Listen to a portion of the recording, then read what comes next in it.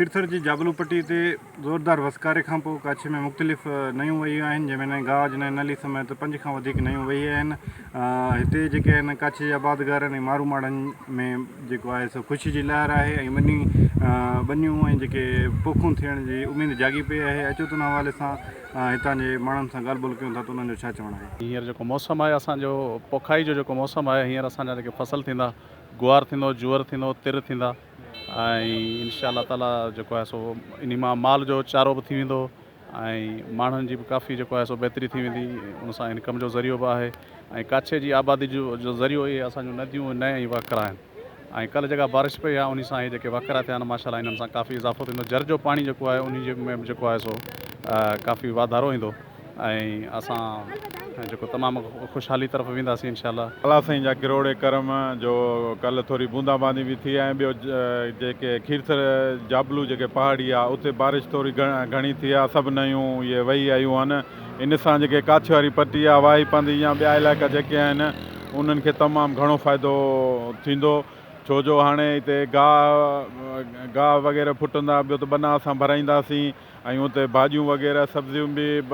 जेके मेहा थींदा आहिनि उहे जेके कुदरती जेके उहे थींदा। ऐं ॿियो त जेको ही नयूं वयूं आयूं आहिनि उन माल मता जो वॾो सुख थियो आहे, पाणी ढोरा ढबा सभु भरिजी वेंदा, असां वटि कुंभ जेके सभु भरिजी विया हींअर। बरसाति पई आहे, उन बरसाति खां पोइ जेको आहे खीरथर जेको मथां जेको जाबलू पट्टी आहे ऐं उतां काची जूं जेके 5 नयूं आहिनि, जंहिंमें नए अंगई आहे, नए सोरी आहे, नए तकी आहे ऐं नए जेको जमाली आहे उहे वही आहियूं आहिनि। ऐं असां ख़ुशनसीब आहियूं काछे वाही पांदी वासी जेके हींअर पाणी असांजे माना सम्झो त चारों तरफ़ पाणी पाणी आहे ऐं उन खां पोइ जेके हितां जा मालवंत माण्हू आहिनि, मारू माण्हू आहिनि, उन्हनि जे जेके चहिरनि ते मुर्कूं आयूं आहिनि। रमज़ान शरीफ़ जे पाक महीने में कल्ह जेका बरसाति पई आहे जेका हिते असांजे हिन मुल्क पाकिस्तान में ऐं जेको असांजो खीरथर जबल आहे उते बिल्कुलु जेके नयूं आहिनि जेके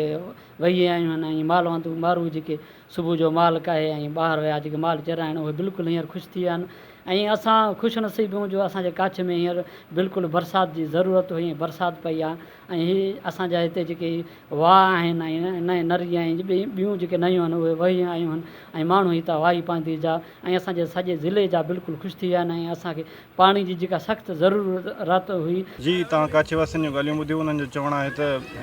हिन बरसाति पवण खां पोइ हीअ जेके नयूं वहियूं आहिनि उन्हनि सां असांजूं बनियूं आबाद थींदियूं ऐं कच्छ ख़ुशहाल थींदो ऐं पाणी जी जेका किल्लत हुई उहा बि कुझु टाइम जे लाइ घटिजी वई आहे। कैमरामैन मोहसिन रसमाणी सां गॾु आबिदुल्ला शाहरी, टाइम न्यूज़ वाही पांदी।